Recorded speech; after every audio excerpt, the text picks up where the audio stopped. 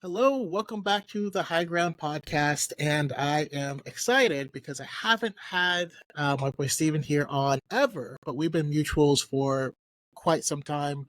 We have a lot of disagreements on things, but I love talking with people who I disagree with who aren't crazy. It's awesome. No, Why I don't you understand that. introduce yourself and where people can find you and what do you talk about?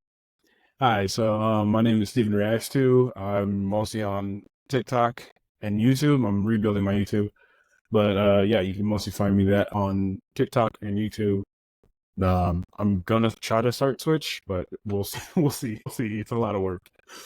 It is a lot of work. It's where I originally started, kind of, and then I gave up on it. But yeah, and what is it that you talk about, or Oh, what is I'm it that you mostly react to? well.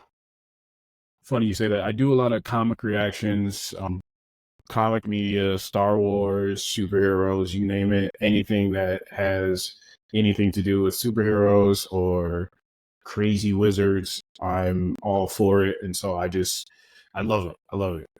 I love all that type of stuff. So I've been doing that for a couple of years. And it was funny, before I got onto TikTok, it was Musically.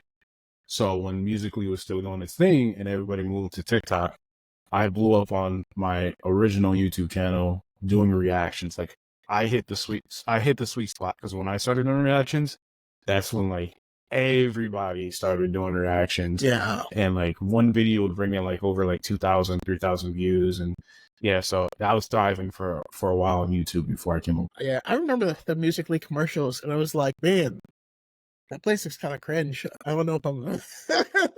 It's like, I don't know if I'm about that. And then look at me now. Nah, I felt that, man. It's always like they suck you in, man. I don't know what happens. It's one day like, I'm gonna try it, and it's just like I have all these followers. Yeah. Well, one thing though I will say is cool, especially with the reason I still haven't put a lot of time into YouTube, which I really should. I really do need to put more time into it. But I feel like the distance between the creator and the audience on TikTok is so much smaller that you are getting actual interactions. You know, if when I put something up on YouTube, YouTube feels no, YouTube technically is a social media platform, but it feels like a video platform. TikTok feels like a social media platform where it is that conversation. That conversation is made a lot easier. So it's very different, and I love that feedback and that interaction. You know, what do you think? Do you have a preference, or which side you're going to build up more? I would love to build up my YouTube and get back to what I had before, because like we talked about the TikTok algorithm, and we talk about how it changes and it gives you stuff that you Yeah, like. With YouTube, it's completely different, because like when I started doing YouTube, I was still in high school. So when I started doing, I've been part of YouTube since '09. And so when I started making my videos and I was uploading, the hashtag, you didn't have to put hashtag this, you didn't have to put hashtag that, you just uploaded yeah, it, and the algorithm did its job and puts it to people. Like I would upload one video, react to something, come home to like 70 comments, but now the algorithm's different. It has changed. So now when I uploaded, I just did a recent video, which I just made a video talking about editing and how for us content creators, it's really difficult to edit. Like people think it's yeah, so super simple, but like you're gonna have to edit this video at the end. You're gonna have to, set it up for YouTube, and then take the bits and pieces that you want from here and then upload it on TikTok, and that takes time. And so with YouTube, now I upload a video, it don't even push it. Even with the hashtags, even with that, I can at most I did a couple reactions to like the Winter Soldier, what is it, Captain America: Brave New World, and I just did a recent reaction to Superman and Lois, the season 4 teaser, and that's been up for a couple hours, but I'm getting like 2-3 views. So it's just like it's different. But I upload it on here on TikTok, and it's like 200 people already seen it. And yeah. it just constantly, a lot of people interact with it. A lot of people are like saying, "Oh, we see this video. This is cool. What's your thoughts on this?" And it's just like, I think you're when I'm at that it allows you to interact with people a lot quicker, because I'll get a TikTok notification faster than I'll get a YouTube notification, because it gets just lost in the subscriptions. You know what I mean? Yeah, and like you said, the editing it's difficult, it's time consuming, and then you want to like do one thing once and just have it everywhere. But I honestly feel like the sweet spot, which I just don't have time to do. The sweet spot, I think, is to post something to TikTok, get the comments and things from it, and then rewrite it, incorporating new thoughts from the comments you got, turn that to a long form thing to throw up on YouTube.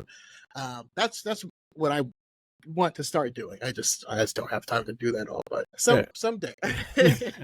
No, like so for me, like my process is like what TikTok has given me the ability to just really say what I need to say, get it out. And then if I need to, in comments, like how you said, like if somebody comments something, well, what about this? Then I can really go to comfort and be like, oh, okay, this is what you didn't understand. This is what you didn't get. Yeah. Like when I used to work at Dunkin', so a lot of the times, most of my videos, 99% of my videos, were just me posting on at Dunkin'. Oh, what is your thoughts on Spider-Man No Way Home or whatever? And I would just post, and then people will see it and be like, oh, you worked at Dunkin'? And then I got a ton of people who love Dunkin' watching my videos.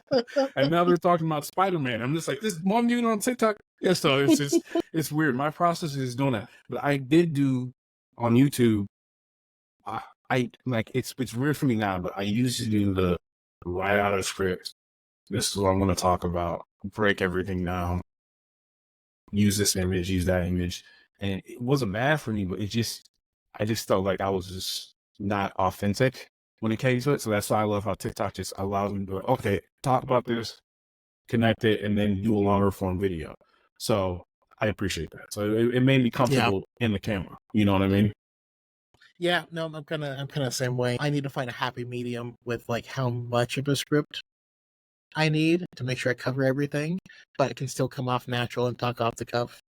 And But that's what I always appreciated about you. Like I watch your videos, I'm like, this dude's so natural. Like me right there, I've done pause it like 3 times already. the earlier my videos, the more cuts you see in it. You'll notice that. But yeah, I mean, jumping straight into Star Wars. To get started, I gotta ask. I'm gonna need your top, let's say, 5 Star Wars films. Ooh, Top 5. Top 5. Okay, top 5. Number 1, Revenge of the Sith. 2, Empire Strikes Back. 3, Return of the Jedi. 4, Force Awakens. And then I would say 5, I would give it to Phantom Menace. Okay. Okay. I always like the top 5 because I feel like it gives you a good idea of what the person's into, but it also keeps it keeps the conversation from focusing on like hating stuff, which is okay to hate stuff, but you end up enjoying conversations more with people who like similar stuff. All right, so we just had the Acolyte drop, and you weren't a fan. You're not a big fan. Let's talk about it. What went wrong? Okay, so with the Acolyte, I respect people who like it and stuff like that. And most of the stuff that Disney has been putting out, I haven't had an issue with, you know what I mean? There's some stuff where people have bragged about, and I've been like, even theory sometimes have bragged about stuff like, oh, like people have taken it a little bit too far here. I find this likable, I just found recently people need to book a Boba Fett. And I'm like, when did we decide in this group of people in the Star Wars community that we hated to put the Boba Fett? Like, when was this a thing? And I will say that's been an interesting conversation. That one specifically, because I've had people tell me like the Book of Boba Fett, every episode is boring, and I'm like, episode 1, he fights a big 4-armed monster with just his hands. Episode 2, he just drags out a random biker gang, beats the hell out of him, and then like does a train heist. Episode 3, like every episode, he's actually doing some badass stuff. But I mean, yeah, I would say Book of Boba Fett, he did more badass stuff than what we saw in the Acolyte. Like for me, I'm really big on like when I watch something, I watch it at least twice. So I watch it, no watch parties. I'm not watching theory. I'm not watching anybody else. But I sit down and I watch it. And when the Acolyte came out, I watched it, and then I watch it again with the content creators that I like. So, if they threw a watch party on, I'll watch it with them, and then I'll even watch it a third time if somebody else see their perspective. So I always try to pull from other people's perspectives. But I just think the thing that I didn't like about it was, to me, was I could not relate to any of the characters. And I get that this is set before and with High Republic and everything. And I get that, but it just felt like okay, we got to care about these characters. And then looking at their performances, because I know people are going to say, well, Hayden Christensen's performance was dry and he was supposed to act like that and he was supposed to do this. I agree. That's probably the direction that George Lucas taking because it's supposed to turn Darth Vader, right? Great, gotcha. But then it's just like by the third, fourth episode, I was really confused with how they just switched up. How was it named May? Was it May? Mm-hmm. Who was the one? Yeah. How she just was like, okay, I'm gonna do it. Like I'm gonna turn myself into the Jedi. They're not gonna have to worry about it. Like I'm gonna turn myself in. I know that I'm gonna turn myself in, right? And I go, is that easy? Okay, cool. Like let's turn. And then like the plan just goes out the window. And then I've been hearing people say, well, this is some of the best swordsmanship or fighting that we have seen. And I just didn't really feel for it. I think what took me, I think what took me out of it was understanding that, like, yeah, what took me out of it was we knew that the person that May was working with was the Sith. Like, I think that kind of took me out of like, okay, who's this dude working in the back? Like, you get the badass shot at the end where he's on a cliff and, it's just like, oh, okay, who's this guy? And then I'm like, this is going to be interesting. Next episode, I was like, oh, he's that guy, right? And it just took me, I just felt like the surprise that they were trying to go for didn't surprise and didn't keep me interested enough to care about, even when you do find out like what Saul, and I still like how they did my boy Saul. Like by the end of it, Ocean May shouldn't have been the main focus. It should have focused on predominantly Saul, because Saul was that person. Saul was the one who was there, and we understand his motivations. I just didn't like how the Jedi were just like, oh, we're going to cover it up and just blame it on Saul. Like, he was a rogue Jedi. What? No, where was the Jedi Council? Where was Yoda? And when we do get that reveal, it's kind of like, oh. So I guess that's my gripes with it. And it just came off not as big. Okay. Yeah, I mean, and I certainly have my own gripes with it as well. I will say, one of the things I've heard a lot, especially concerning, like what you mentioned with May switching up like that, was for me. I have problems with that scene, specifically with Amanda's performance in that scene, which admittedly is a difficult thing to perform, right? Because it's a whole bunch of internal dialogue that's happening that we can't hear. But her performance was for me was lacking in that scene. That being said, I actually think because I've had people point out that scene as an example of bad writing. I actually think it's an example of good writing, where you have a character's motivation her motivation is, she basically sold her soul to the Sith to gain the power to take revenge on the people that took her sister away. And then she finds out my sister's not dead. Like, that's got to change. If your core motivation is this and you get new information, you have to change your mind, or acknowledge that, because we also have great characters like Anakin or like Walter White, who, I'm doing this for my family, I'm doing this for the person I love, but then you end up craving power or craving, this thing so much that takes your focus. That's also a good storytelling device too. But I actually liked how, she's so focused on killing the Jedi, and then she was like, wait, why do I have to kill them? And okay, I can turn them in. And then she's like, that's what I'm going to bargain the Sith's identity with the Jedi, or at least as much as I know about them, so that and so she goes to do that, and then Kilnock is dead because he's already there, and so she has to be like, I was going to turn myself in so he didn't kill me, but he's already here, so I need a new plan. Yeah. Okay. So, like, who's the Acolyte, right? They really try to build up this, I think, thing where it's like the story we get in episode 1, like the flashbacks and everything, may not be what actually happened, right? It may not be that. So we need to stick around to really see what really played out, what really happened. And one of the characters that I really felt bad for and was really confused with was Torben's character. because Tormund's character, is an apprentice. He's stuck Yeah. on alone on this planet. He doesn't want to be there. And, when we see the scene where the witches take a hold of his mind and his eyes go black. And it was kind of like weird because they're trying to seduce him. Like, what do you want? What do you want? And he's like, I just want to go home, dude. I just want to go back to Coruscant. So they're there for the virgins, right? They're the virgins in the Force. It's supposedly there. Soul believes that it's in these girls. But like, what was weird? He believes that the girls are the proof of Yeah, it. But yeah. But also what was weird was when we see what really happened, Torben unalive, like killing himself, kind of didn't make sense to me. Like, he really didn't do anything. Like, you could say, oh, well, yeah, he jumped on the spear and went after the girls. But like, how I see that is that, like, he was just trying to do what he could so he could go home. And when you look at Torben, even after everything went down, because it's like supposed to be the secret, and he just willfully gave him like all that training, all that type of stuff, he gives himself up and he just dies. And he's just like, well, you really didn't do anything wrong. Your mind was taking control of, and then you put forces up so that they couldn't do it again. They got to I'm just calling them Wookiee Jedi because a lot of them, I'm gonna be honest with you, a lot of the names are just like, like Yeah. for me watching it, Yeah. I'm just like Mayor Osha.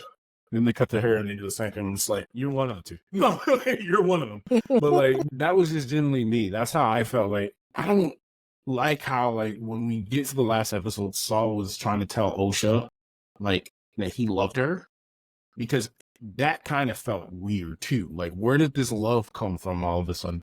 Like, is it love in the sense of like, yeah, I'm still confused with that, because he was just like, and then if everybody said, like, when you look at what happens and how the mom turns into like a giant like ghost demon, that's freaky too, man. I ain't gonna lie. Like, if I was there, I'd have been throwing my lightsaber around too, No, I mean it's true that she's standing next to him and she's like, "Go and then she's like, I was gonna let him go. But, like, what? You couldn't say that first, and then like, it was weird. It was weird. I mean, I felt like that was like a salty move on her part. I mean, she was dying, but she was like, just so you know, I was gonna let him go. Like, just to add like a dagger to his heart. No, the problem though with that is that they shouldn't have been there. Like, they scaled fortress and jumped into the courtyard to get, you know what I mean? Like, that's like if you were chilling at home and you walk out in the kitchen and there's two guys there, you're like, how did you get in here? Like, it's fair to like be like, the fact that you are in here right now is messed up. Also, I gotta say, justice for Indara. I actually really liked how when the show starts, you hate her. Like, it portrays her like she is the pushiest, like, rudest, meanest person. And then when you actually see what's happening, she's literally the only person with any sense. And she's like, just leave them alone. They're not doing anything. No, I agree. I agree with that. I agree with that. Like, I look back and I don't think every episode was bad. I just feel like it took too long to establish like what it was trying to get across. And then I still don't like what they did by the end when they just completely just turned her over and permanently erased her. Because my thing is that if that was the Sith's ability, like, what is this, Khmer? If that was his ability to do, then the Jedi that passed away, of course, you still say that, yeah, Sith, they're Sith, they're going to kill them regardless. But like, if that was the case and he didn't want to be caught and he didn't want to be put in that situation, he could have just easily went up behind them and just, like, forget. And like, that would make sense. Then when Kid Mundi says in Phantom Menace, like, when he says in Phantom Menace that basically, there hasn't been no Sith or whatever when he's talked to the council, then you could be like, okay, that makes sense. But like, I don't know, man. It's just it's kind of like plot arm. Like, he just had this ability, but he didn't lead with this ability. So when he got caught the first time, and it was just the Daphne Keen's character, then another dude. Shirtless guy, shirtless Jedi. I'm calling him shirtless Jedi. Like, he could have easily just, and they could be like, okay, no, we're going here. Let's go back to Coruscant, because obviously, and I just Well, feel like it was just really waiting. I mean, at least in those cases, I do get because one, he had to keep under the wraps that he was could use the force in general, and two, that whole time they're there for May. They're not there for him. They don't know who he is, and the less he can, the more he can stay under the radar for them, the better. So like even if he did blast their memory at that point in time, they'd go back to Coruscant, and then they'd be like, "Did you catch May?" And they're like, "Oh, that's what we were Yes. doing. We got to go back." Like you left, like you forgot to Mhm. pick up ice cream, and you got to go back to the store. I mean, there are certainly things that I think should have been done better. I think, for one thing, the show needed longer episodes so that we can spend more time. If you had longer episodes, then we can spend more time with the characters and get to vibe with them more. We can flesh them out a little bit more. I think that was a bit too quick. I think that there's two episodes, right, day and night, that were originally one episode that they split at some point in time, and I think the fact that they split it was problematic because it meant that the day episode was just missing a lot of stuff. I think that was, in my opinion, the weakest episode of the whole show. It did give us some stuff. It gave us Basil, the little creepy thing. And what was his But motivation? Like his motivation threw me off because it's like, was he working for the Jedi? And then he just instantly was like, "Oh, I'm gonna destroy Saul's ship." What were that you? part, I What mean, were that you part doing? did confuse me. That part confused me, and it's funny because I talked to some of my friends, and they're like, "Oh, that part was super obvious to us." It's like, okay, and yeah, it was just, and thinking back on it does make sense, but I definitely didn't get it in the moment. Basil just saw Saul being unhinged and was like, "This guy needs to take a goddamn chill pill." you know, I don't know what he's doing, but we need to shut it down. So he was, Basil works for Basil. That's who Basil is. Although I do want to see an alternate cut where Basil is the actual Sith Lord. Oh, that'd be dope. That would be amazing. Like, uh, I just think the current state of Star Wars is just it's in a really weird place because you got people who grew up with it, and you got kind of like three different types, right? You got the people who grew up with the original trilogy, right?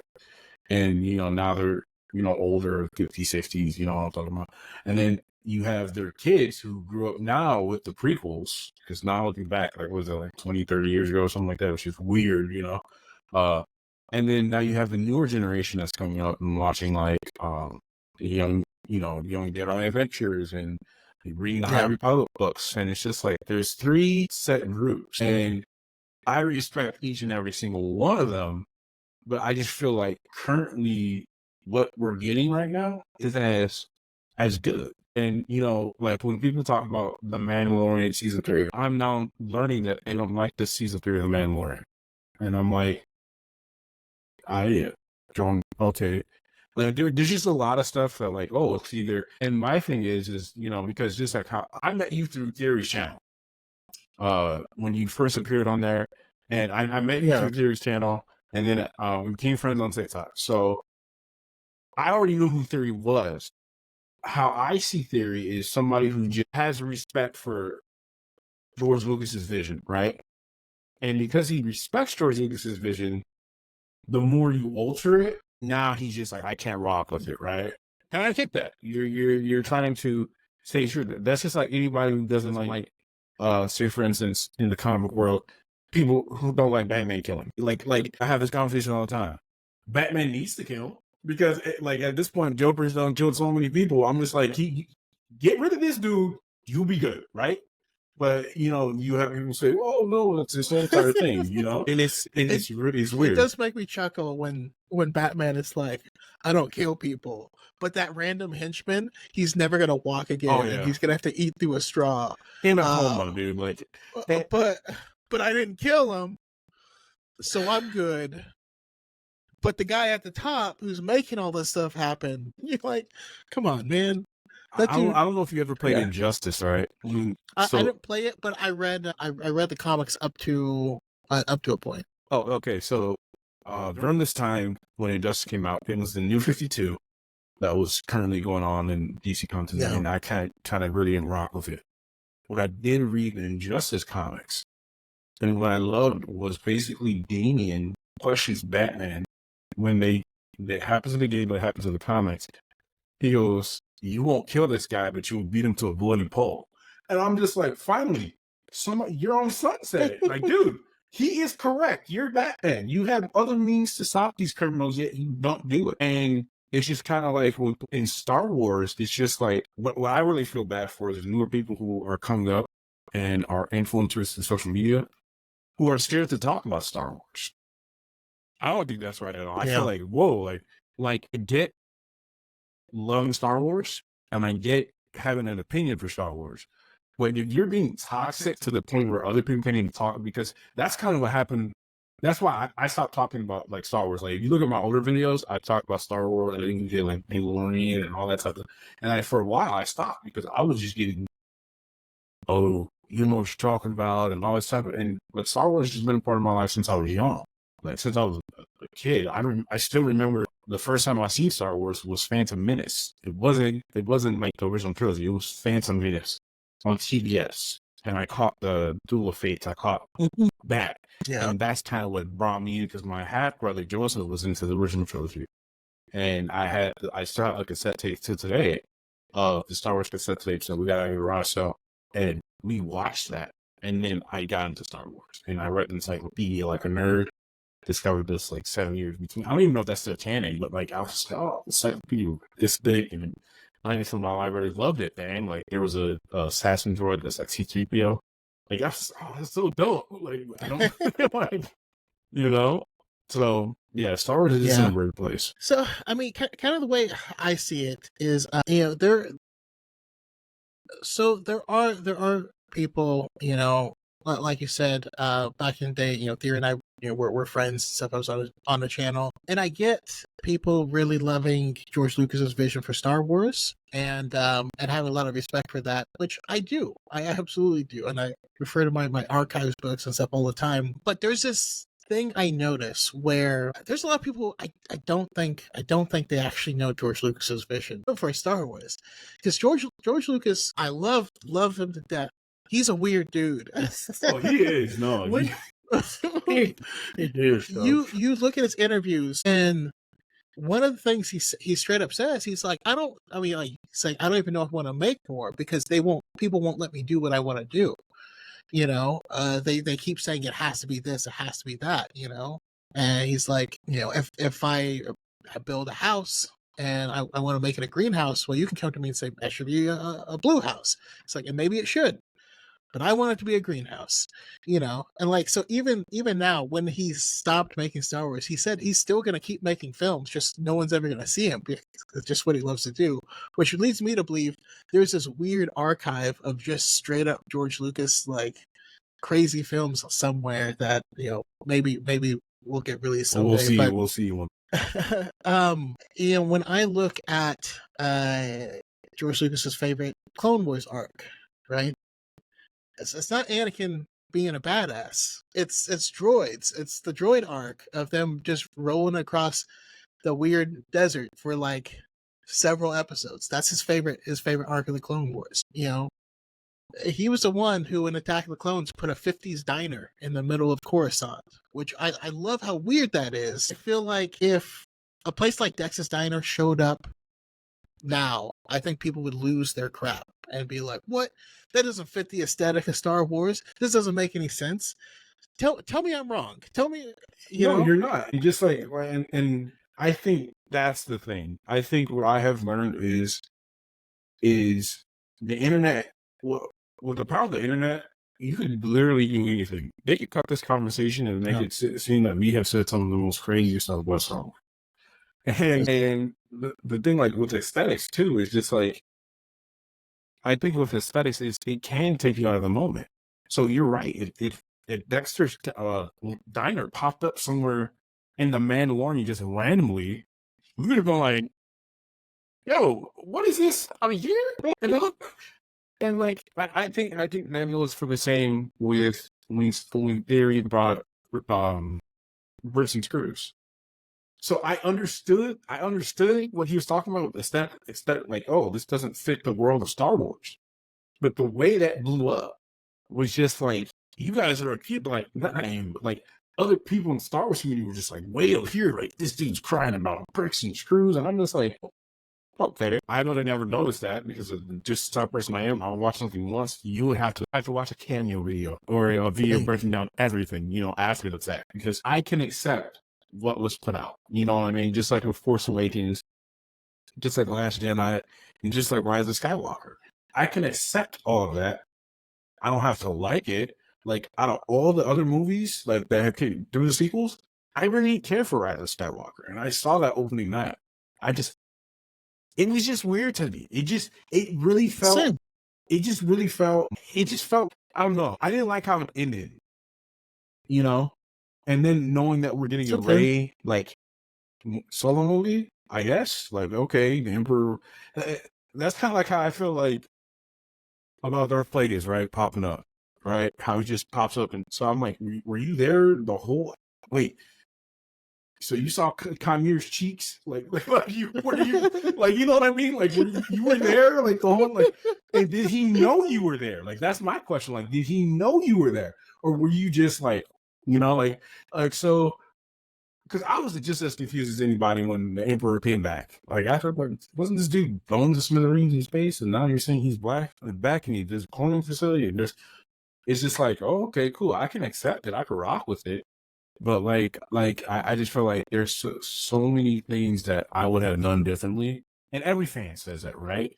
Like, in my head canon, we would have picked up right at the end of Return of the Jedi with Luke starting his school, training, doing this whole entire thing, training a newer generation.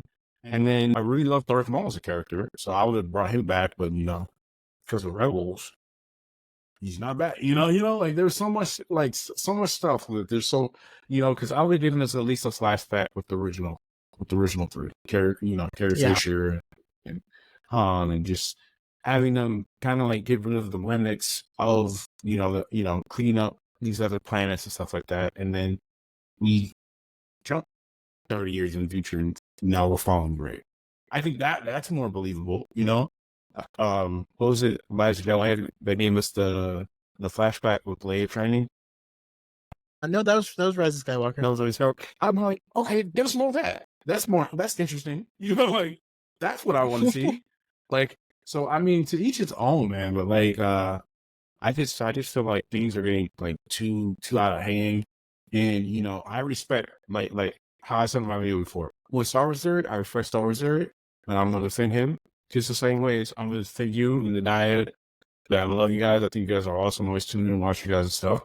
And that's how it should be. But like, it's constant. Like, well, if he did this, and it's toxic with this. I just feel like it's a revolving door, and it gets tiresome.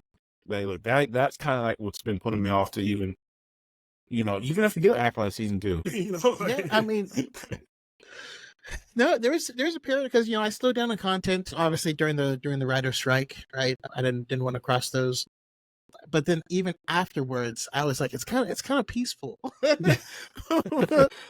It's kind of nice right now, and so I made a lot less content after that and didn't really pick back up until a few months ago. But here's where I'm kind of at with it, and I always try to make sure that when I make videos and I make content, I only go after ideas, like, right?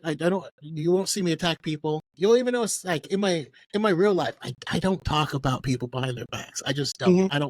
I don't like it. I don't enjoy it. And I do take issue with content creators who spread misinformation. And I think the misinformation leads to more issues. And I feel like if I do feel a need to call out misinformation, because if enough people believe the misinformation, well, that's what causes toxicity next year. Because I thought it was this. No, it was never that. The person who said that was lying to you, but now you've committed this whole thing to your heart. And then, like, right now, we still have people who quote, the Force is female, right? Which had nothing to do with Star Wars. That was Nike sponsoring the Archer Film Festival, which was a festival for women in the film industry, that Kathleen Kennedy was a keynote speaker because she's literally the most successful producer of all time. So they sponsored it. She wore the shirt just like every other speaker and all the staff there. But people still quote that because they think they've had it ingrained in their mind that this was about Star Wars. So now they're defensive about anything with Star Wars that has to do with women when they don't actually need to be. Because at no point in any Star Wars project has anyone's gender or ethnicity or orientation, at no point in any Star Wars project has that been the purpose of the project. Has anyone been lectured? Has that ever even been relevant to the story? No. Of it, And I And agree with so, that 100%. Like you hit it on the head. Like for me, I think it's just story. Story should come before anything. I tell people all the time, cast mhm. the people who you know are going to crush it. Cast it. Like if you have auditions and you know that this dude, whatever his skin color is, and you know he's going to be like, he's just this guy, cast him. Case in point, Man, it still came out in 2013. They casted Lawrence Fishburne as Perry White in that film. Yeah. And the backlash of that guy, I'm like, bro, it's Lawrence Fishburne. He's not going to do anything wrong. Like, how can you be mad at that? Yeah. I do remember that. And by the way, Brandon Routh was great as Superman, and so I'm happy he got his flowers later on. I didn't think that was a good movie, but It wasn't a good movie, but I grew up with that and I remember that movie, and I loved with what CW and the Crisis Event did by making him the Kingdom Come version of Superman, because he basically is Christopher Reeve's Superman. Everything that happens is canonical. It's just 3 and 4 don't happen. So it's Superman the movie, Superman 2, Superman Returns, and then we go to Crisis. Just like with Smallville. I grew up with Smallville. A lot of people think Tom Welling's the best. I love Tom Welling. I just don't think that he never wanted to put on the suit. So I can't call him Superman. I'll call him Clark. I think he was a Dick Clark. But that's another video for another day. Have you read the comics, by the way? Because I know they continued that story in the comics. Season 11. I never got into Smallville myself, and and this goes back to Star Wars too. And one of the things I love talking to people about is when they got into the fandom, changes everything about what you feel for the fandom. You know what I mean? Like, I jumped into Star Wars with the original trilogy, and I got to watch the special editions come out. So for me, the special editions are the best version of the original. A lot of people hate when I say that, and sure, there were some stupid changes, or whatever, but I think largely they were better. I think, the original Palpatine, which was like a woman with a chimp mask on with goggles. That's what the Emperor was. And it's just better now. I'm sorry. I remember that. When I was little, at the end of Return of the Jedi, and Force Ghost Anakin came in, and he was older, I had no idea who that guy was. I didn't recognize the the person in the suit, because in my mind that was a bald guy that looked like, he looked like Mr. Potato Head or something. And so I saw this old guy, like, who is that? Like, that's Anakin. That's the guy from, like, oh, okay. Now we have Hayden Christensen there. To me, it makes more sense if he remembers himself from how, as a Jedi again, he would remember himself. He's never looked like the other guy, And so where you came into, because I came to Star Wars when I did, Star Wars is about Luke Skywalker. It's Luke's story. And then we flash back to see how the galaxy got that way. But if you started with the prequels, the whole thing is Anakin's story, I think that's really fascinating. Because it's either or. Because, like, for me, I saw TBS was showing Attack of the Clones and The Phantom Menace, and I still remember episode 4 now being called episode 4. It was Star Wars. So when Yeah. they played on TBS on on DirecTV back in the day, that's what I saw was the ending of the Phantom Menace, and it piqued my interest. But it wasn't until I sat down and watched the original trilogy. So I'm like you. I watched the special editions because of my half brother, and we sat down and we watched it. And I remember seeing the trailer for Revenge of the Sith, and that's like, oh, that changed everything. Then I got a little bit older and I saw Revenge of the Sith, and so I've been following Star Wars since they've been changing it, and since they've been doing everything. I would, to me, it's just the six. You just got the prequels and the original, and it's crazy now how the prequels got hate when they came out, and now everybody loves it. It's like, hurrah, like, yeah, like, prequels, Liam Neeson, let's go. And now it's just like, we hate the sequels. And it's just like, 10 more years, people bring back the sequels are amazing. Yeah, I mean, I'll say that the appreciation for the sequels has come faster than it was for the prequels. Because I swear, I just didn't talk about Star Wars growing up. I have people who have found that I make content now, and they're like, "I didn't know you liked Star Wars." It was like, because I swear to God, I thought I was the only person who liked the prequels, And then I would turn on TV, and then like the people on TV are still making fun of the prequels and stuff. Well, and then you're like, it was just everywhere. It was ubiquitous, and I'm like, all right, everyone hates these movies. I still enjoy them, but whatever. I'll just go about my business, and it's just, and I hate seeing that sort of thing happen to brand new people coming into Star Wars. Like there are, I go to Galaxy's Edge, and I can't tell you how many, like, I've seen little girls and little boys dressed up as Rey, and when they see the Rey person, they that's like the highlight of their life. And I couldn't imagine wanting to ruin that for anyone, because I'm an old dude who's like who can't deal with it. So like I get like, No, I oh, understand, man. I Star understand. Wars is this to me, and it's not that to them, and that's okay. And I'm not going to insist on it, and I'm not going to, But I actually think the bigger problem in the community has nothing to do with Star Wars at all. I think the bigger problem in the community is, I can watch something that doesn't align with my personal belief system, and be okay with that. You know, that's fine. I can watch The Boys and I can say, Eric Kripke doesn't represent me, but I can enjoy this, right? No, because the boys Um, is crazy. It's a crazy show. Not from the lighthearted, man. Sometimes I walk away, come back, I'm right, just like, oh, I'm not eating. No, right. let me go. What's that? I do feel like some things are positioned as if Disney is pushing politics, but in actuality, they are not exclusively showing the beliefs of certain people, and they get upset because it's not excluding them or their beliefs. It's just no longer excluding everyone else. And that's where a lot of complaints come from. And I think that has very little to do with Star Wars itself. Because I You know, said I I said in my video that this is more like what I responded to him about representation. I read the definition, right? And to me, because I'm black and Mexican, I'm mixed. So when it comes to representation, that's not my first go-to, right? That's not my first thing. It's what what are you trying to convey as a story, right?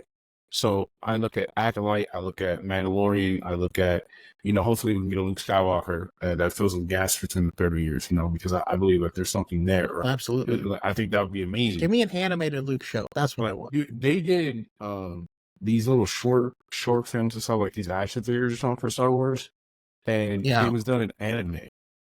And it was like the most so good. sickest. I was like, oh, I would have watched this. Like, if you did an anime, I'm like, oh, that's anime. I love him. But like when it comes to representation, right? How I feel is like there's two sides to it. You're wanting to tell a story that includes everybody and is done in a way that respects everybody and is open to everybody. And then there's the other side where it's just like, look, we gave you this person of color. We gave you this person with a sexual orientation. If you hate it, you are the issue.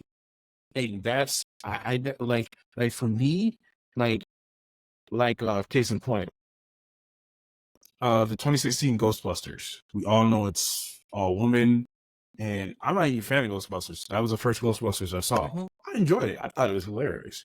And then it was later on that I found out like that's an issue. You're making men dumb, or like, and I'm just like, well, there's like, to me, I have always seen strong female characters. You look at a lot of the 80s aliens, all that type of stuff. We have had some really kick-ass women characters. And my thing is let's create stories where we have strong female characters, strong male characters. They can coexist without dumbing down either one.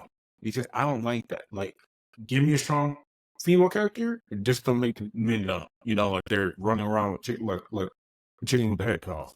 Like, that's how I feel about it. Like, so when I see the two sides of the representation coin, I have to be very careful, because it's just like one side feels like, yeah, this is genuine, this is made for us, this is made for the culture, this is made for everybody, right?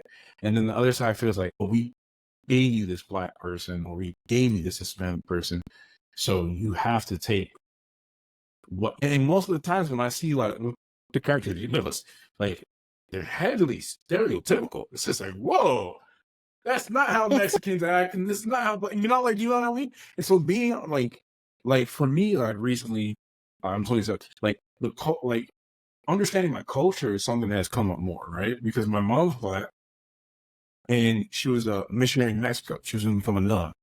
Then my dad is Hispanic. He's Mexican and grew up in Gary.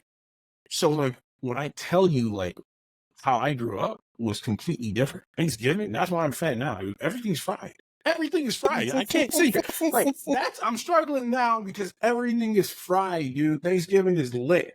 It's the best. You get the best of both worlds. You either barbecuing or Yeah, that sounds good. And it was funny. My mom knows how to make Hispanic food, Mexican dishes, and then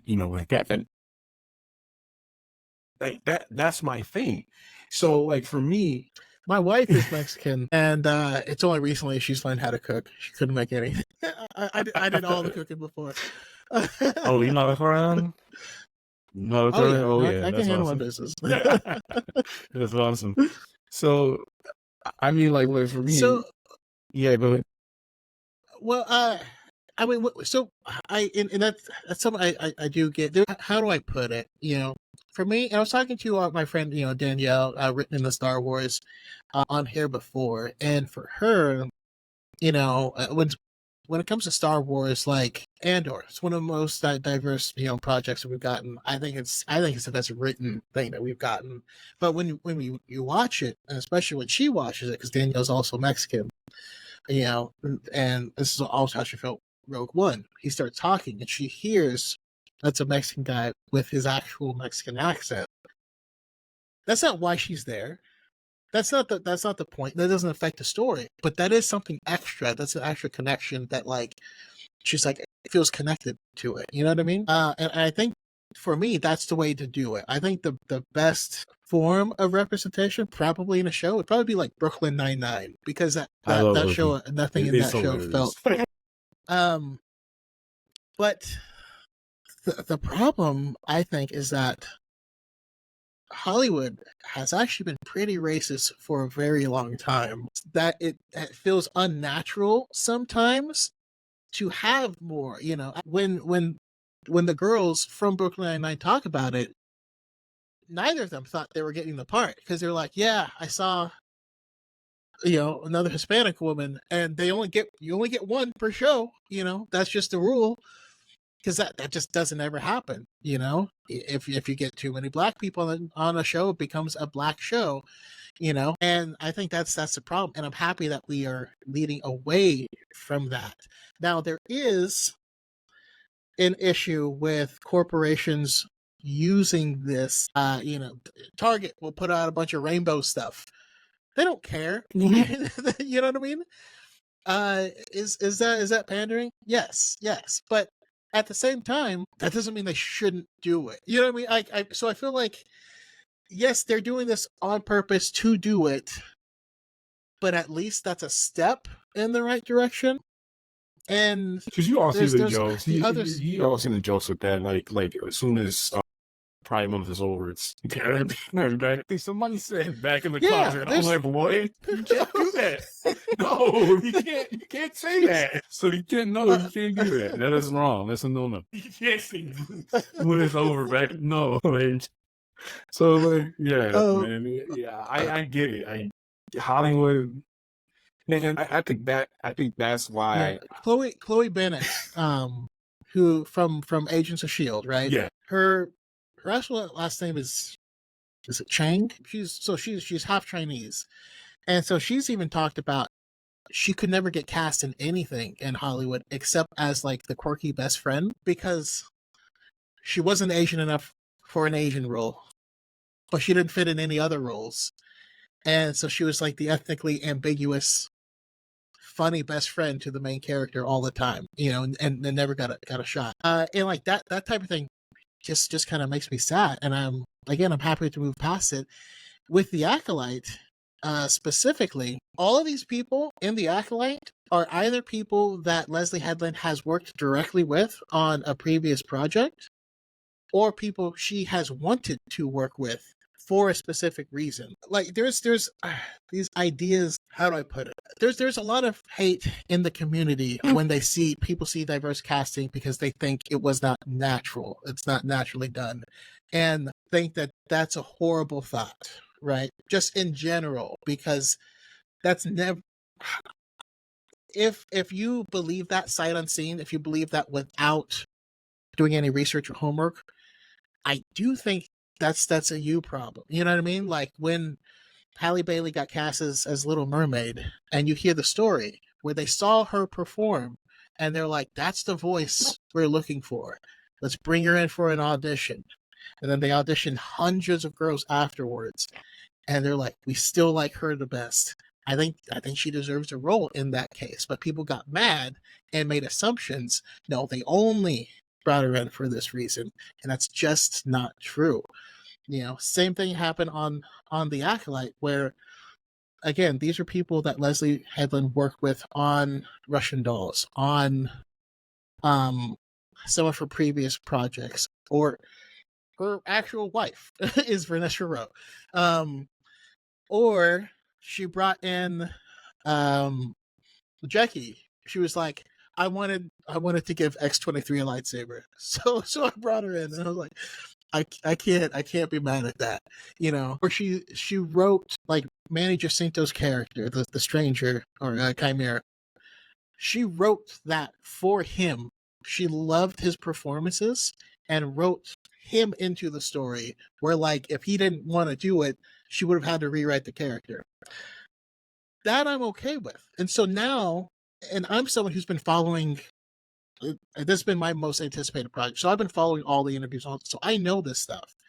And so it makes me sick when I hear people say, no, they just made it diverse just to make it diverse. When I know for a fact that's not how that happened. And if you see those people and think they don't deserve the roles and that they were only picked for that reason, that bothers me. You know?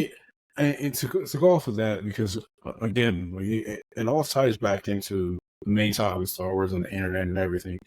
Because I think what really put fans off was when the shirtless Jedi in the interview said what he said. He said Anakin. Yeah, for people, I just believe people are excited about these projects as much as the next person, but they lose faith the minute the person that's playing these characters in this universe doesn't know the difference.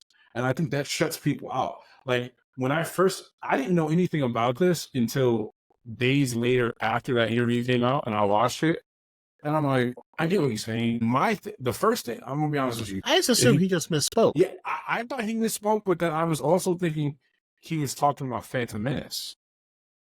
Because remember anything gets into the blind post. So yeah. I'm like, oh, maybe he's talking about that. So I didn't see it as an issue. So it didn't mean that he didn't know Star Wars more or less. But then it was just like the next interview when he doubled down, I was like, hey, yo, no, like, where's your PR team? You don't double down. And I just think people take it to lanes that it doesn't need to go. And like Jason Point, you went Andor. that's a show that I have missed. I admit because I was working, I'm still in new security, so now like I do like this is going on. I know that it was out, and I know that there's watch parties and stuff like that. I just didn't get around to it, and the only thing that I can remember taken away from it was Bricks and Truth. So then now back in my mind, I'm just like, okay, now I'm gonna look if I do get the chance to watch it. But like, if you don't like, my thing is if you don't like something, you don't have to watch it. You don't have to put like. There's a lot of stuff that I have missed, and one of my things is my pet peeve is when people hype up shows. Like, what's the Netflix Squid Games? So when I was working, and Squid Games came out, people didn't shut up about it. They just kept telling me, Squid Games, Squid Games, Squid Games, you gotta watch it. To this day, I haven't seen it, just to spite the people who I said, go watch it. I'm gonna watch it on my own time. Don't tell me this is awesome. And like, I just finished Game of Thrones, like not even like a year or two ago. So like that tells you, because like, don't say the show's amazing, I'll watch it and it's horrible. You know, like I'll watch it on my own time. I'll get around. So for me, that's just like with the current stuff. I'm always gonna support Star Wars. Star Wars Outlaws. I can't wait to see the game for the game to release. I'll probably pick that up too. Why I'm also excited about it is because of the modding community, dude. If you haven't seen what they have done with Fallen Order, Jedi Survivor, the mods that they have made for it, where you play as like Darth Vader, do all this crazy stuff, like that's talent that I got, and it just makes it breathes life into a game that you want to beat. You know what I mean? And it just makes it more fun. So it opens the door for new people to play it and love it and enjoy it. And I'm always going to be a fan of Star Wars. Like how I feel now is I'm not as caught up. How I go at you and Theory and all the other Star Wars content creators that have read the High Republic books and everything. I get around to it, around to it because the only thing that I had was the encyclopedia. So to me, that's kind of like the Bible for Star Wars until they go, oh, it's not. Like the Kid Money situation. I don't like Kid Money. Nobody likes him. Nobody likes him. And I'm just like, where did these fans come out? They're doing my boy Keanu Money journey. And you're like, no, you don't exist. This is not real. It's like, where did you come from? Where did you crawl out of? Like, you've been here the whole entire time? I saw a tweet on X that had me cracking up when somebody said they shut the push of Kid Monday, and the caption was like, "It's our time. It's our time for Kid Monday." What? You're a fan of Kid Monday? Where were you? I was gonna be about to talk about this. So there's a lot of stuff that I don't know, and I'm learning along the way of watching these shows, and I just feel like it's how they did my boy John Boyega when the sequel trilogies came out and everything. I just, you couldn't tell me he had lightning in a bottle with him being a stormtrooper turned Jedi. That would have been. You would have focused on that. That would have been easy. It's like they tricked you. You know what I mean? They hide you up the poster, with the lightsaber on what just for this that meat to get sliced off, and I'm just like, you know what? And then because how I feel with his character, and they just made him a runner, like always chasing Red. Like, I get there's supposed to be a love thing there, but you just like Ray, and it's just like. I agree, and I still hope we get. I mean, personally, I want a novel. But I'm a book fan myself. I do feel like my other thing with Star Wars is I don't feel right complaining about things that also exist in the Star Wars that I do like. So, like, I do firmly feel that he got shafted.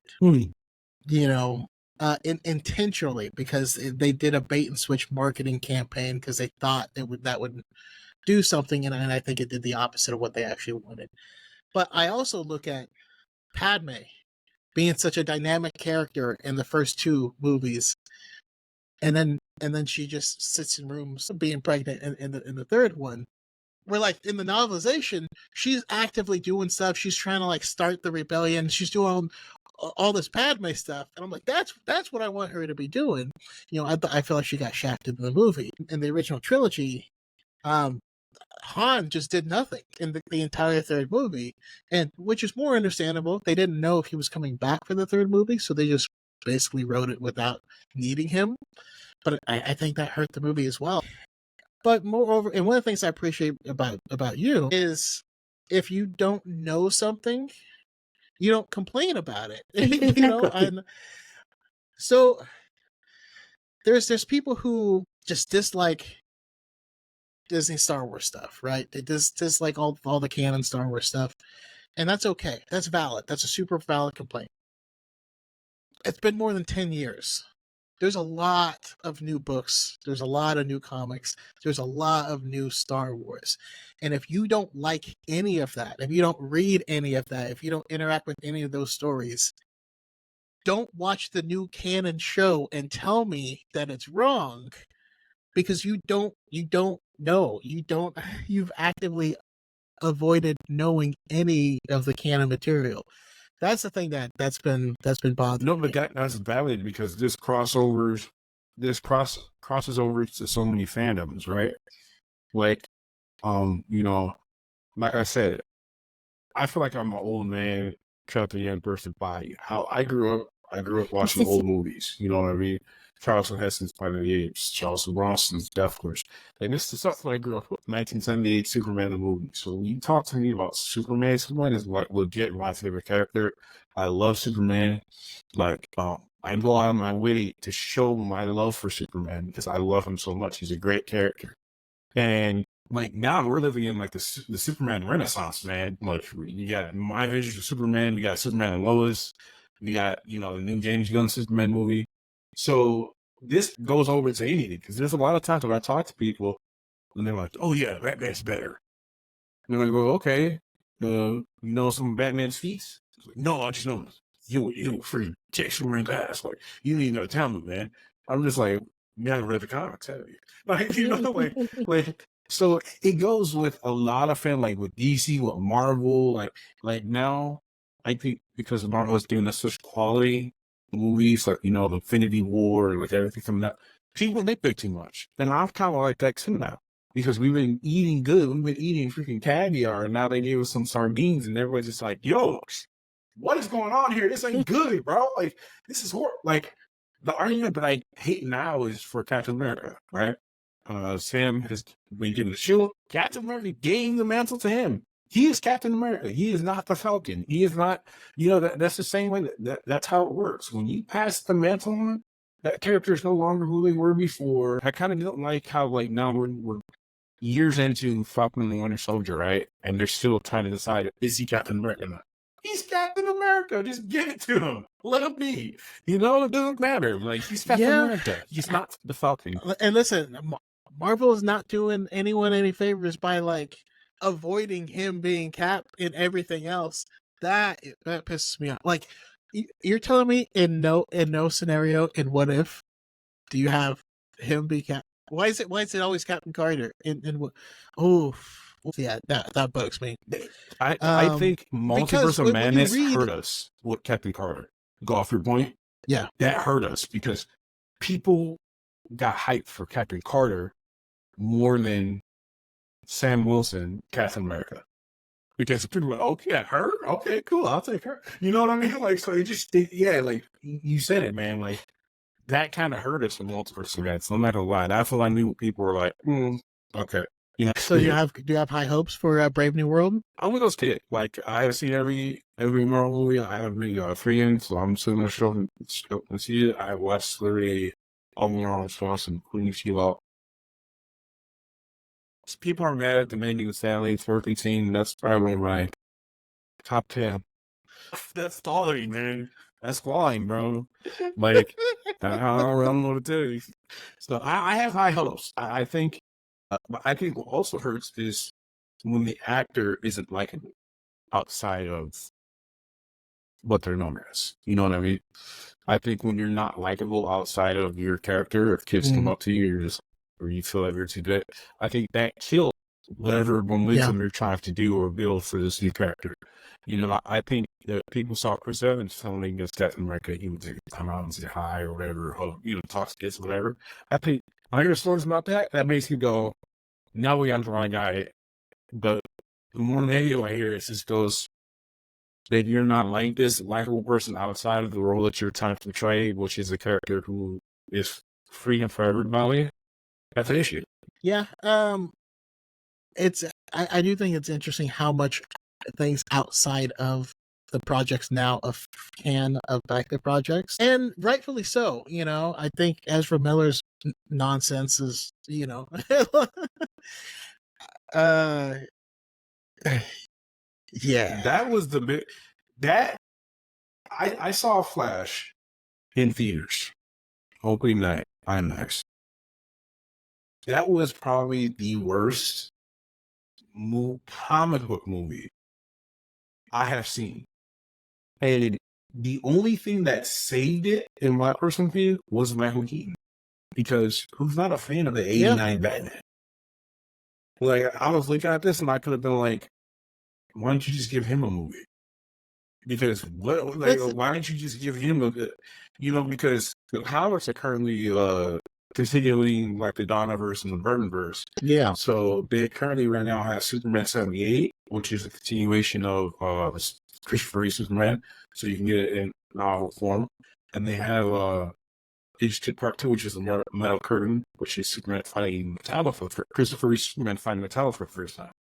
Then they have Batman 89, which is Echoes, which is a continuation that I don't know if you ever knew that Marlon Wayans was cast as Robin. I had heard that. Yeah, So they introduced Robin, and he's African American. And dude, it's just so like so sick, man. Like that, like at this point, I've been enjoying the comics a lot more. And my thing is this, man. Like, find your niche. Like, you know, like for people who are like trying to come up with content creating and like trying to be part of the Star Wars community, find your niche, man.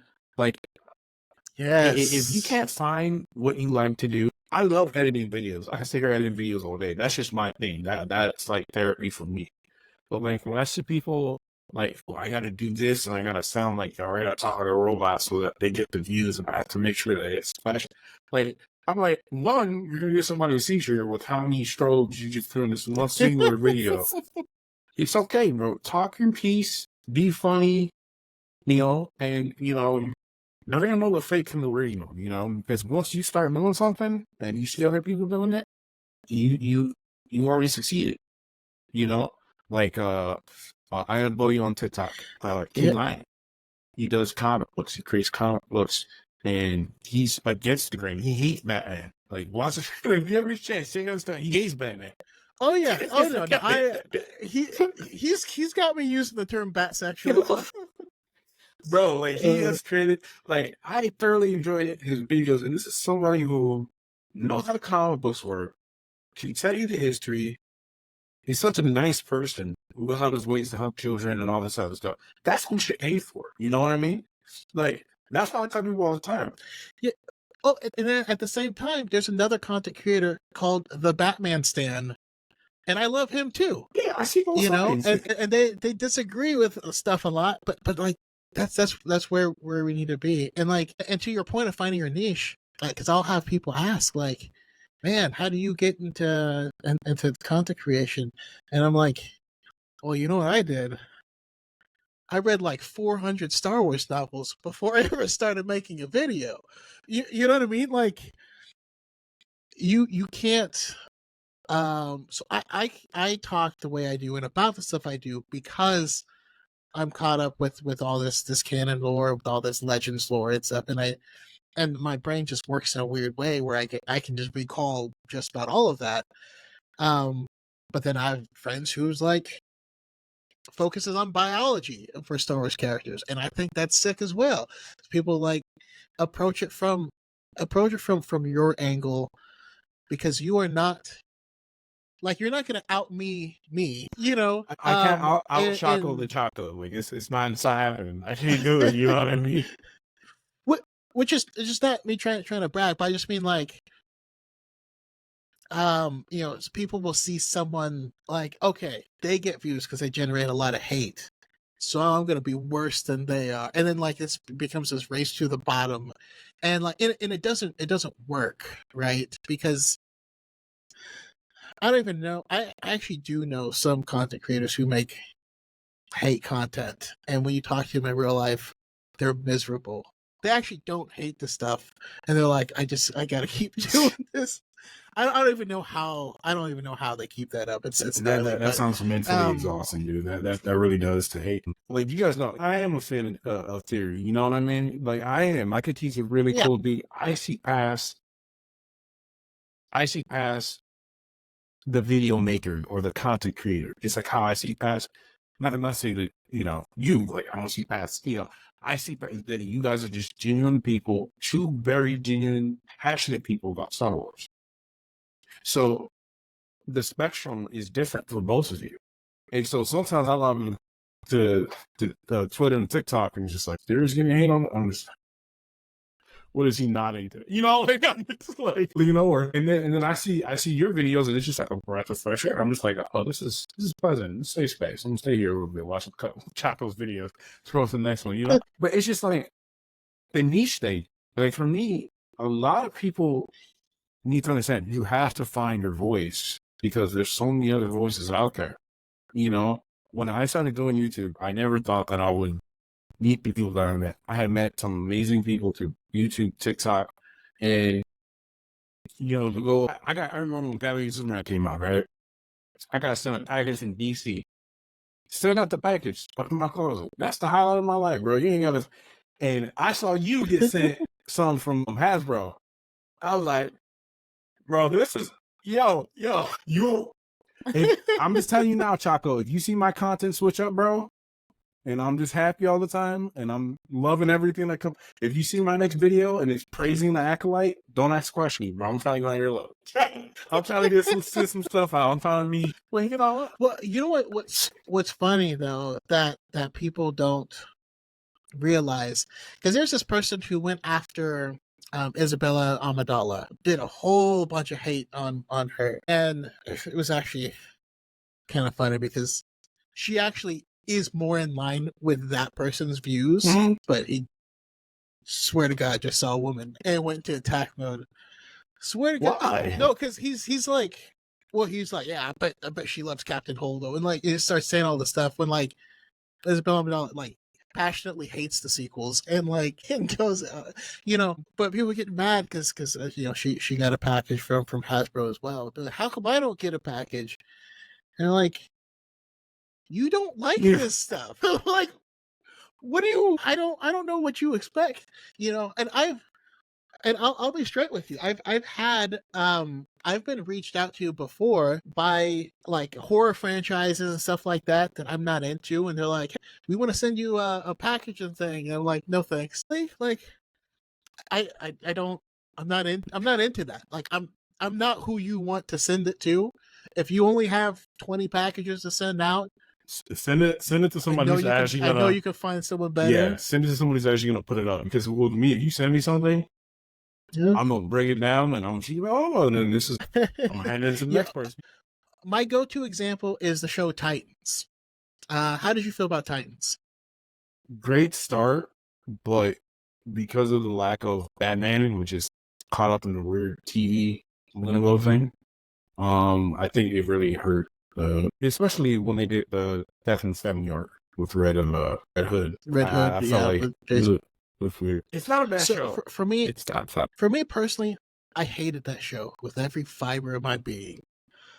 I watched the first episode and I was like, this makes me angry. Second episode, third episode, I made it 5 episodes in, and I was like, yeah, I'm just gonna watch other stuff, and so I did. And like I find that so easy.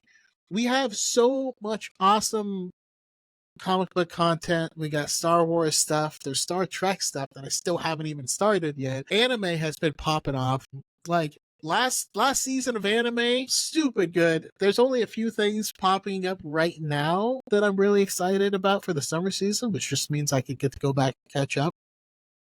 Did you watch Suicide Squad Isekai yet? No, I haven't seen it yet. To be honest with you, I saw the Twitter clip of man Walter dancing, and I said, probably this ain't for me, but I gotta give it a chance. Like, I haven't got that. Like, I don't know what the hell it was. It was just like I saw that same clip, and I was like, I've got to watch the show because what the hell? Harley Quinn is good. Have you seen Harley Quinn? Yeah, amazing. Yeah, amazing. Yeah. I have loved it thoroughly. Loved it. Everything they have done. The Joseph E. with Batman, Superman.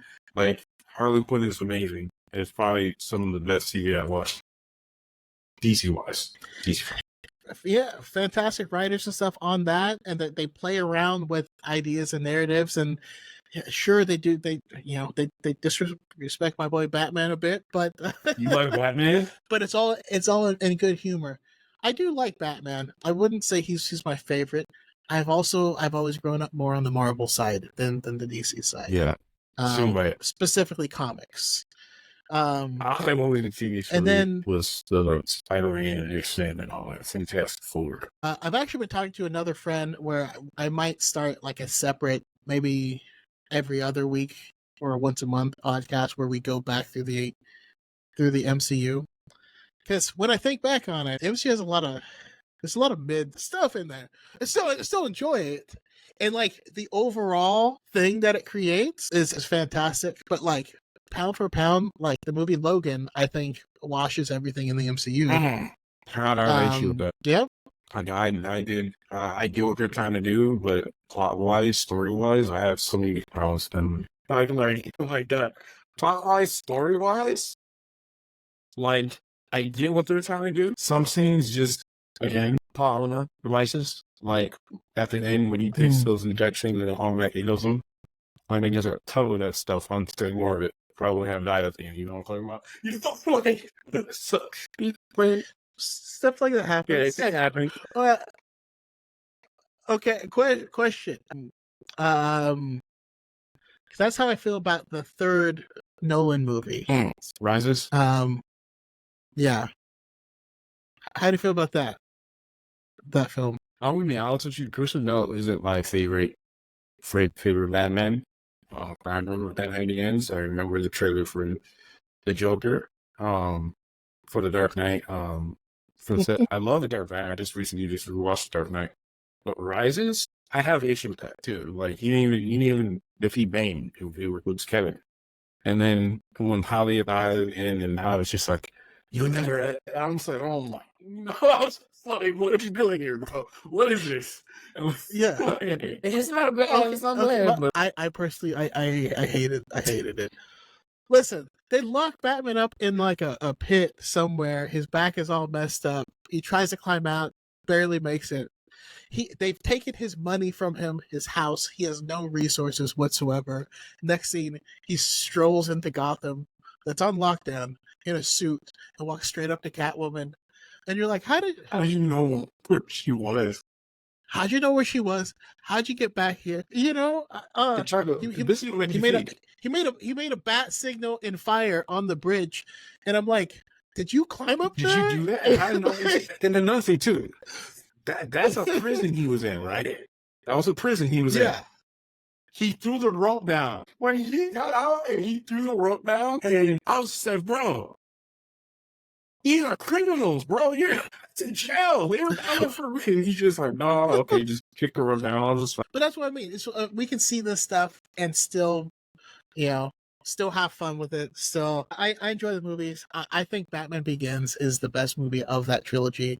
That's just my perspective. Suit, dude. I love the motif of that. Just like all of that. Like I think that's probably you're probably gonna hit my opinion, but I feel like what Matt Reeves is doing is just what Christopher Nolan did. While keeping it separate, you know what I mean? Because there was talks of doing the Batman Superman movie back in the day. It didn't happen. Nolan, his Batman be grounded. But all I'm saying is if you put Affleck, Keaton, Christian Bale, Clooney, and Tulane in a room together, Affleck is one. With the Christopher Reeves Batman, you have that? Well, I mean, from the action that we've seen, I would agree with him walking out of there. With the Christopher Reeves Batman, like I love it because I think the concept of Batman is kind of stupid in and of itself. I love Batman the character, but the concept of like a really rich guy who dresses up in cosplay and fights crime is just really funny to me. And so in the Batman, when he walks in on the like in an active crime scene, and it's just a dude in a bat costume, and everyone's like, "This freak," and you're like, "That's how you would respond if that happened in the real world." It wouldn't be that guy's so cool. It'd be like, "Wait, Who is this dude? what is from the sideboard then? Like what's wrong? what is?" They the And Batman, I the know, first two acts look at it. That third act annoys me. The third act to the Batman, they're like, this is the best detective. He didn't solve. He was too late. He got flooded.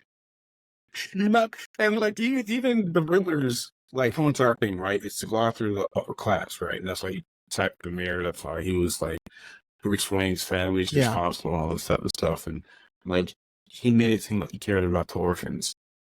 Oh, okay. This is why you're doing it, because you became an orphan, all this other stuff. This was the orphanage. And I'm thinking, this makes sense. He's involved in a high class, right? This is, and that's what he wants. So you fizzle him off and killing the homeless and orphans. I'm just like, you lost me.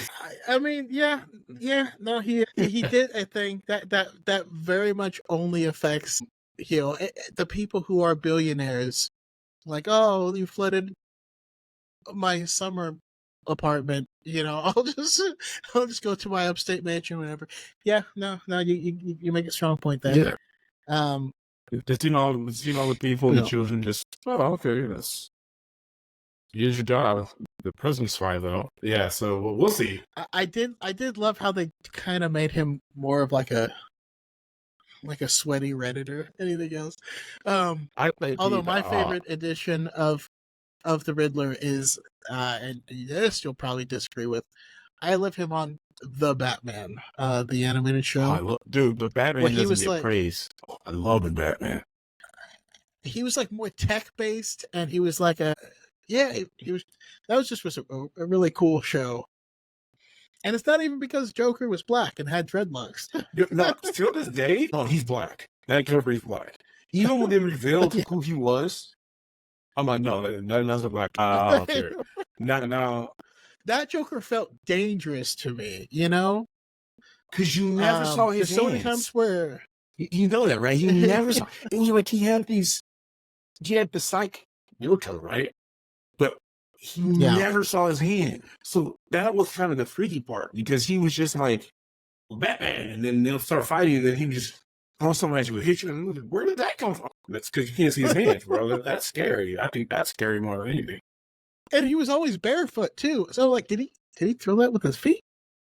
You brought up a good point. He had, like, whatever, right on it. He was crazy like that. Like, I would be certain that joke in the room. Yeah. You know what I mean? And that's because no other iteration does the Joker feel like a physical threat. You know what I mean? And it feels like Batman would just beat the hell out of this like regular dude, but he just never does. But like that one can throw hands or feet or whatever. But no, you're right. All right, so starting to wrap up here. Sorry. What else are you most excited for coming up? Just in general, could be outside of Star Wars, could be anime, could be whatever. Deadpool 3, I'm super excited for, because I know that's, you see Deadpool posters in the back. That's probably enough. That's my brother's. He got that before he even knew who Deadpool was, and I fell in love with Deadpool. Deadpool 2. That was just hilarious. What I'm also excited for is My Hero Academia. I want to see how Koshi ends and wraps up. I believe we're going to get a sequel. I don't think it's going to end like how it does. I kind of feel like we're going into the realm of Shippuden. You know how like in Naruto they did it, and it's like, oh, Shippuden, yeah, we're older. So I would love to see that. My favorite all-time character though from My Hero is All Might. I would just love to see Larry Johnson play All Might. I think that would be amazing live action if they ever did it. So that Deadpool. I've been seeing Superman. I'm how I feel about James Gunn's Superman. So no, I'm excited for it because the way James Gunn has talked about a Superman and the way that he talks about comics, no one else talked about comics just ever in general. So I don't know, that gives me some hope for it. Although I would love to get a couple Superman comic recommendations from you, because that's been a series I've been meaning to do for a while. Okay, so one of the kick off with This is actually number one of Donna DC. So this is the current run. Donna DC Superman issue number one. This is what they're currently putting out. They're on issue 16 right now. I had thoroughly enjoyed this run. This is Superman being Superman, saving people, happy. I'll say the comment that I needed to Superman that made you understand how, like, this was different than any other death and like solidified deaths in comic books. Is the Death of Superman graphic novel? If you ever get a chance, go check it out. The Death and Return are amazing. It just shows you the weight in which Superman, has to sacrifice himself, and I think the comic nails it. He does an amazing job. Next, I would recommend Superman All Star.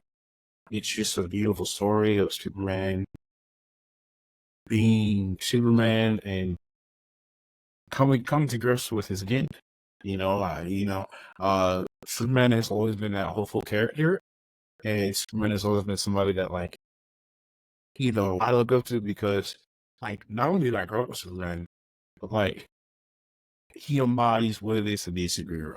So when I hear people talk about Superman, I like Superman way more than Batman. I couldn't be Batman. I'm just telling you straight up. Having a king on, hiding a corner, that's creepy. That's proper behavior. I can't do that, man. That would be in a corner just like, where's the piece of crap out here? I'm trying to talk. How I knew Batman didn't give a damn was in the Dark Knight. When they turned into Joker, and he's smashing his head, he goes, I'm sorry, my head. Victim gets all fuzzy. Exactly. You want to, I'm telling you, little fingers. But to me, those Superman books have been, probably Superman 78 and Superman 78, the sequel to Mount Curtain. Great. Continuation of the universe, respects it, does some really interesting, cool things with it. Plays tribute to Christopher Reeve, I'm a art style. Just really good Superman books. Just, you can't go wrong with these books. I tell people all the time, I got into comics because of my dad. So my dad came home one day with just a crap ton of comic books that he got from a coworker, and they were just random issues. I mean, I had Fantastic Four, Hulk versus the Thing. I had Superman. I had Batman. I had all this type of stuff. And surprisingly enough, I'm more of a Spider-Man fanatic. I know a lot more about Spider-Man because I grew up with Spider-Man. Superman, we didn't really have a lot of Superman content. I had Superman movies. Returns came out, and then that was pretty much it. And then I had the comics in between them. Just recently, Superman, the new Dawn of DC is probably such a great point to jump in. And you don't have to read everything else that's from before. Superman does have a son, his son Jonathan K. It's part of the DCU community, and I love his comics too. I think he's an interesting character. And yeah, so pretty much for Superman's my go-to. Star Wars, I don't know what's finally coming out besides Outlaws. I don't know if I know they're named the Skeleton Crew from now. The Skeleton Crew? Yeah. We've got no information on that. See, I don't know. I'll check it out. But I still don't know what that is. It's just a skeleton, okay. Yeah, but other than that, that's pretty much it. Is I gotta catch up on ton of Monday anime. I gotta catch up on Jujutsu Kaisen, Demon Slayer. I myself Fargo. I just got on my first. You gotta watch it, and it's don't say that to me. Yeah, I mean, I've been obsessed with Kaiju number 8. This is new anime? Yes. Yeah. I check it out. New anime. There's only 8 episodes. Was the first season. Phenomenal show. If you it's somewhere in between Jujutsu Kaisen and maybe Attack on Titan. But and you also have a main character the main character is 30. So it's kind of different than a lot of the anime where they're all teenagers. But yeah, that's been my favorite new thing to come out. And then for just straight up action, Solo Leveling has been good. So yeah, two high recommends for me. But yeah, thank you so much for coming on. We'll definitely have to talk more, especially Especially now that the Acolyte is finished up, I'm going to do more conversations outside of Star Wars, until the next Star Wars. Whatever the new project is probably what we'll be talking about. So thank you so much for being willing to come on and talk. This was a I blast. appreciate it, man. Anytime you want to talk about anything else, you got questions and comments and everything, like, it's funny, it's like my TikTok lives and my friends and stuff like that, that's all we talk about, dude. It's just like nonstop. Oh, did you get this new comic call? Did you, you're going to see, I'll be in lines and we'll talk to straight comic books and, oh, I love this run and this run and this run. So I got a lot more friends who know a lot, way more on comics than I do. But if you ever want to have a conversation in the future, let me know and I can point you in the right direction to some really awesome. Yeah, sounds good. I appreciate it. All right. Thank you. And for everyone watching, may the force be with you always.